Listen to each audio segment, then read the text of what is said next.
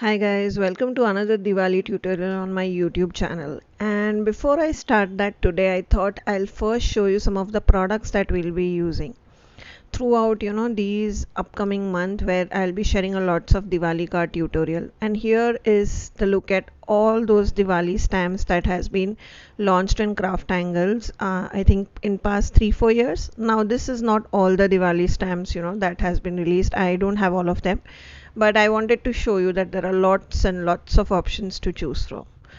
So we'll be using our regular stuff, which is ink blending brushes, some stencils, some stamps, some dies and all that. And today's focus will be this die by Craftangles, which is fireworks dies. It's a newly launched die. Again, with all my videos, guys, whatever supplies that I talk about during the video, I'll link them all for you below in description, so you can check out the products in case you are curious about them. So I start off with a piece of A2 sized cardstock. This is dual textured white cardstock because I plan to do some ink blending on top of it. And I plan to create a scene of fireworks, actually the fireworks which are going beyond a city skyline in the sky. So that is what I plan to do, and that is why first I use this stencil, which is the skyline stencil by Craftangles, and at the top of the buildings I have added some mustard seed distressing just to give that yellow glow on the top of the buildings. When there are a lot of fireworks that are being fired in the sky, you get that glow. So that is what I was trying to mimic. And then what I do is I slightly move my stencil at the below, so that once I complete the black buildings, at the top of all black buildings there will be that yellow glow of light. So for that I have just tilted my stencil a bit below, and then I am adding some black soot distress ink color. So again, I am using distress ink. You are free to use any ink pad of your choice. So do you see that yellow glow on top of the black buildings? That is what I was going for. And that is what, it will create this whole scene of fireworks playing in the background. So once I'm done with that, and once I dry, because distress ink, generally the more saturated inks you put on the paper, it takes a bit of a time to dry. So I'm just drying it with my heat tool, and then we'll move on to the sky part. So now the advantage of this skyline stencil is it comes with both positive and negative. So what I'm doing is I'm lining up that building part so that my buildings are masked, and when I apply the blue color it will not impact the yellow color and create a green. Now for the blue sky, the shades that I have used are the ones in the video. Again, I have gone with a shade of light blue, a shade of dark blue, and a shade of black. Now with the shades of light blue, throughout this 1 month Diwali videos that I am doing, I have played out with different shades like broken china, stormy sky, salty ocean, trying out just different hues to see which makes more sense to me. Honestly, I found that stormy sky for sky as a light blue works really well. That is what I'm using here. And then I move on to chipped sapphire for the dark blue sky. So you'll see that the area which is near the building, I have added a lot of light blue, and then when we go towards the corners of the cardstock, that is the other three side, I'm adding more of a dark blue, which is chipped sapphire. And then at the extreme corners I'll add some black soot. And over here you will see that I felt that even the light blue was not giving me enough contrast, so that is why I went back again to it with some dark blue, which is chipped sapphire. So if you see, most of the stormy sky is kind of lost in the background,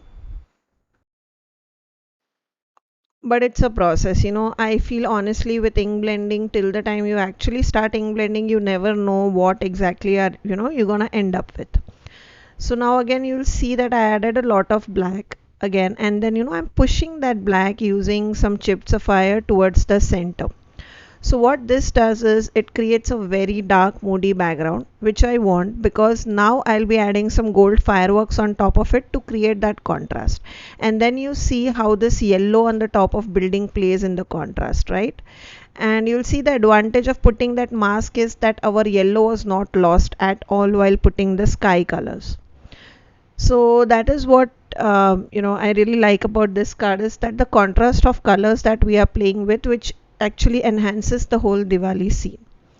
So now that I am happy with how the scene looks, what I have decided is just to add some splashes of water. Now I am a person who likes a lot of vintagey grunge on my cards. That is why I normally gravitate towards adding splatters on my card. If that is not something that you like, you can definitely skip this step.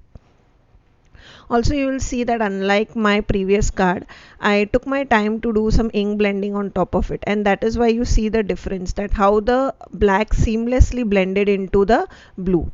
Now for that, there are few things which is important, is that the kind of paper that you use and the kind of tool that you use. As I have already told you many number of times, that dual textured white by Craftangles and Craftangles ink blending brushes will give you amazing ink blending results, and that is why I prefer that too. And it makes my life with ink blending a lot easier. But you do you try and use the cardstock which makes sense to you and the tool that makes sense to you. So now that we are moving on to using the fireworks steel die by Craftangles. Now what this does is this actually creates that negative fireworks um, die. So this is not your typical die. It will not create a positive cutout which you can stick on paper. Rather, it creates that negative firework kind of cutouts on the paper itself. So do you see that firework kind of a design that is created on the scene? That is what is created by this particular die. So this is different from your typical dies. It does not give you a positive die cut, rather it creates that negative space, which when added with a background piece in contrast will give you amazing results. So now I put one on the right corner, and then I'm moving my same die and putting it on the other side. Now here I could have used the second design, which is the smaller firework dies. So this die particularly comes in two different, it contains two different dies. One is a bit smaller and one is this larger piece, and both has a bit of different pattern. So even though using the same dies, you can actually create multiple patterns. I decided to use the larger one in my card. Now just to create a contrast at the back, I'm planned to use, you can see how beautiful the white looks, so you could have kept it as is, but I decided to jazz it up further. Now for jazzing up the cardstock, you can do a lot of things. So you can do a colored cardstock, like a yellow cardstock in the background with a gold glimmer paste. You could do a lot of things. You could add gold texture paste in the background. You could add a gold mirror cardstock in the background. Now those are your typical things that you could do. So what I decided was that I decided to use my foils. So Craftangles reactive foils, of course you can use them with your laser printouts and all that, and they give you really good result. But another product, which is Craftangles sticky back, which is basically a 12 by 12 sheet of double-sided adhesive, which I am using here right now in the video. What that does is it basically creates a sticky area for my cardstock, and then on top of it I'll be adding foil. So in this way I have created my own mirror cardstock of any foiled color that I wanted, depending on whatever foils I have. In this particular case I decided to use gold. However, there are a lot of Craftangles foil shades. There is rose gold, yellow gold, uh, there is regular gold. So you see all those shades over here right now on my table, because I tend to keep all of them in one box. And here you'll see that I have cut out a small piece of yellow gold Craftangles foil. So this is a bit more shinier than your regular gold, and I felt it will create even more contrast. So here I was showing you, on the right side was the regular gold and on the left side was the yellow gold Craftangles foil. And now I am removing this sticky back backing. So one side it stuck to the cardstock base, and the other side I have removed this glue, and now I am adding foil on top of it, and you will see that my foil stuck effortlessly on top of it. Now instead of removing the foil, which will give me comparatively more grungy texture like how this is doing right now, I could have kept it and just trimmed the edges. That would have given me a more simple golden background. However, I will show you that in another video. In this video I decided to just remove that foil, and just to show you that how it creates this grungy kind of a background. Now as you know, I am a lover of vintage and grunge backgrounds. So I like to do this in a lot of my mixed media and card making videos. However, if you are a person who likes a lot of plain looking cards, then you could have definitely kept it as is. So now you see that how that gold shines through that fireworks die cut, right? So this is what exactly I was talking to when I said about the contrast. Now I've just added some foam tape at the back of my Diwali scene piece, and I've stuck it on the card base. And that creates my whole Diwali scene of fireworks firing at the back of the city skyline. And now I decided to add a sentiment. The sentiment is from a Craftangles Diwali sentiment stamp set. Again, link to all the products will be in the description below as always. So what I'm doing is I took that stamp set and I'm just stamping it on a scrap white piece of paper. And then I'm using again, most of you who follow me, you know that Versafine Onyx Black ink is my go-to ink pad whenever I want to do stamping, and that is what I'm using over here. And I'm just cutting out some cutting that to a size and creating a banner out of it, and then I'll be placing that on the top of card. Now here you will see that while putting that white piece, even though the contrast came out really well as compared to the black building, I felt that the white was the only white on top of the card, right?